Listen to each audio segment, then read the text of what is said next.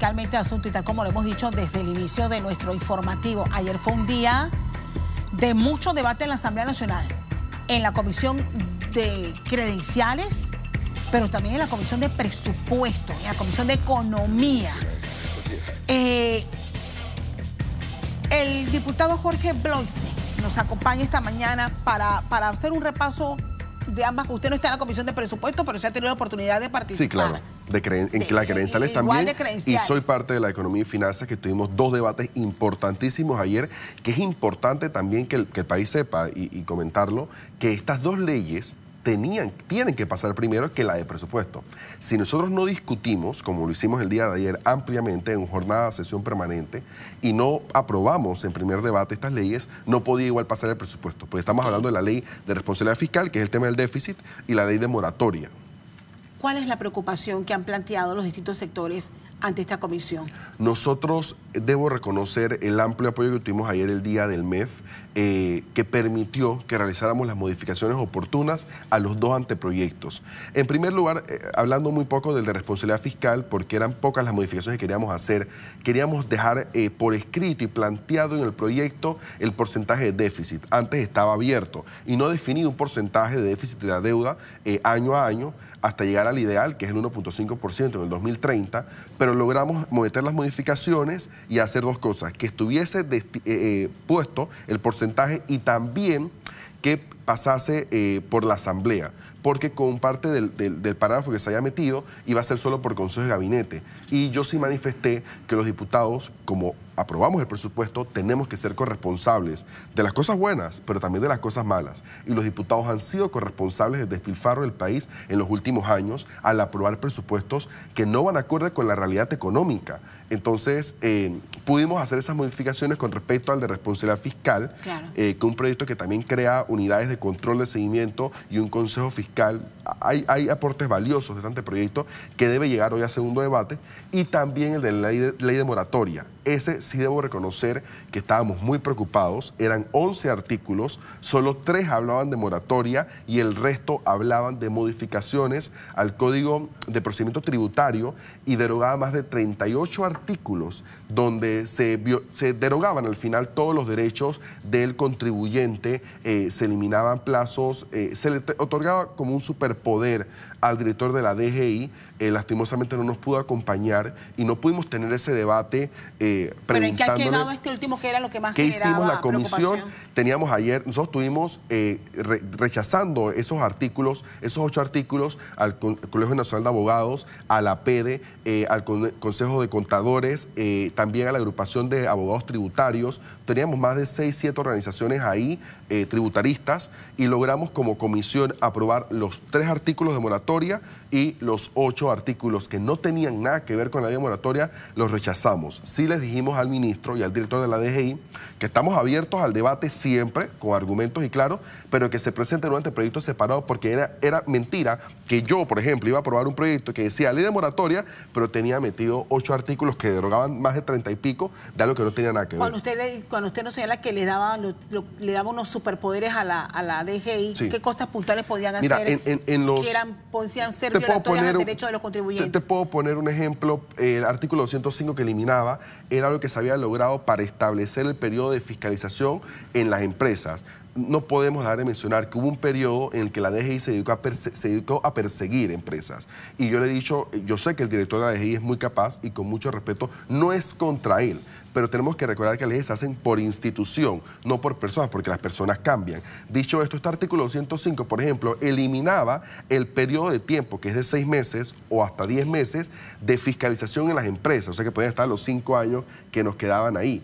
Eliminaba 38 artículos, métodos de pago, eliminaba el tema de la irretroactividad, eliminaba, mira, era un listado muy amplio, como digo, 38 artículos que no tenían un reemplazo, entonces solo los eliminaba, y los contribuyentes que habían tenido un trabajo por 5 años, estuvieron trabajando en esta ley, que recién se puso en vigencia en el 2019, están ahora perdiendo pues todos los derechos que habían ganado los contribuyentes. Usted nos señala que estas dos leyes tienen que ser aprobadas antes del presupuesto. Así es, deben llegar hoy a segundo debate, y la Asamblea tiene que hacer el debate correspondiente, y deben ser aprobadas en tercer debate antes de que avance el presupuesto, porque si no, ojo, puede no pasar, y uno nunca tiempo. sabe. Es la pregunta recurrente. Para estas dan los tiempos, porque te digo, ya nosotros ayer la aprobamos en primer debate y deben llegar entonces al Pleno, y yo creo que nosotros tenemos que priorizar este tema. Sí debo decir que si no se aprueba, porque siempre es un escenario, yo he aprendido en la Asamblea que nada es seguro, es un escenario, si no se aprueba, tendrían que modificar el presupuesto para ajustarse al 1.5% del déficit, que son como menos de... Hay que quitarle el presupuesto como 1.500 millones de dólares, habría que quitarle. Voy a precisamente aprovechar, porque usted estuvo allí en este momento cuando se dio esta situación ayer en la Asamblea. El debate sobre el presupuesto, y voy a pedir que me ayuden con la nota que quiero presentar, con un recuento de lo que ocurrió ayer en el presupuesto de la Universidad Autónoma de Chiriquí, que encendió las sesiones del Pleno de la Asamblea. Unos diputados mantuvieron sus cuestionamientos, otros pidieron más dinero para la UNACHI.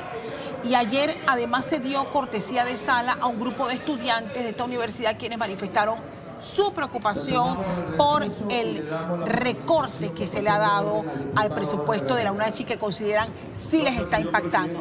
¿Quiénes tuvieron la culpa de este recorte? Allí fue que inició el conflicto generado en la Asamblea. Vamos a escuchar. Vamos a ser responsables y respetuosos para que se pueda cumplir con el presupuesto suficiente y pertinente para garantizar la operatividad de la Universidad Autónoma. Sin embargo, yo quiero hacer un llamado a las autoridades de esta universidad. Dejen de utilizar nuevamente a los estudiantes, de ponerlos en contra de este órgano del Estado y de cualquiera de los órganos del mismo. Simplemente sean responsables por sus actos, por sus hechos, porque lo que ha ocasionado este recorte presupuestario es producto de los presuntos malos manejos administrativos que ha tenido esta casa de estudio. Están atemorizando a los estudiantes de la UNACHI y los están amenazando con cerrar sedes y subsedes de la UNACHI si le recortamos el presupuesto.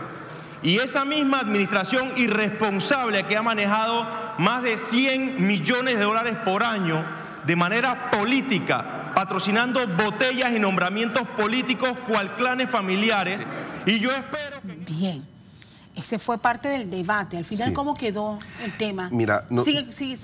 ¿Se mantiene el recorte? Nosotros vamos el jueves, que viene la Universidad Autónoma de Chiriquí, a la Comisión de Presupuesto, a hacer todas las preguntas que tenemos que hacer.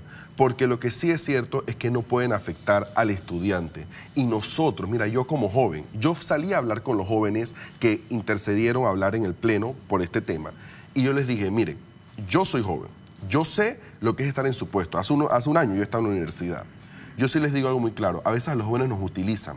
Si ustedes no mencionan el desastre administrativo, la cantidad de botellas, es conocido que hay políticos con gente nombrada en la universidad, la gente que no va a trabajar, que está en planilla por 7.000, 10.000 dólares, los altos salarios, los nombramientos de familiares. Si ustedes no mencionan esos desastres administrativos, se vuelven cómplices y callan y están patrocinando una administración. Nosotros vamos a hacer una pelea fuerte para que se respete el funcionamiento de la universidad, no se afecta a los estudiantes, que es lo principal, que para nosotros es lo más importante, pero ciertamente tiene que haber cambios en la administración de esta universidad.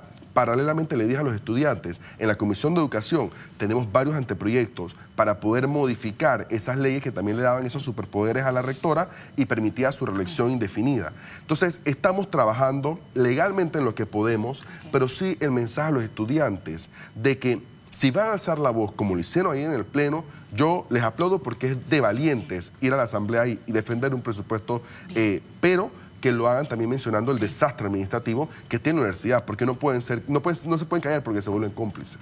Así es. Quiero quedarme con ese mensaje de Jorge Bloise, diputado independiente de la bancada de Vamos esta mañana. Gracias. Con nosotros pendientes. Bueno, sigue esta semana apenas está empezando, así que hay mucho debate en la Asamblea Nacional. Con esta entrevista nos vamos a la pausa, diputado. Muchísimas gracias. Gracias.